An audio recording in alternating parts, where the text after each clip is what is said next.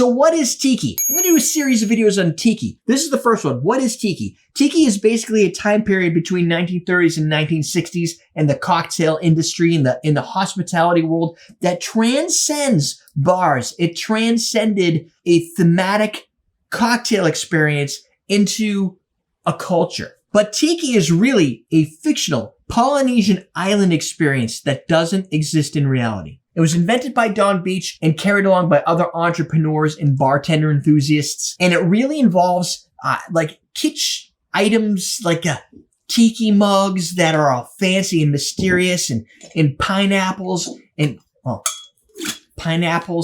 coconuts, crab traps, driftwood, bright lamps, orchids, thatched tiki torches. That is the Tiki experience. It's all about those mysterious island deities, those warriors, it's just the craziness of things that kind of almost existed and then a whole bunch of stuff that didn't exist melded into one to create something that allowed people to get away from the realities of everyday life. It allowed those that were obsessed with the Polynesian style coming out of post-World War II, and it brought it together into what would then become a reality. And we're going to talk a little bit about why Tiki is Tiki in the next video, so stay tuned for that.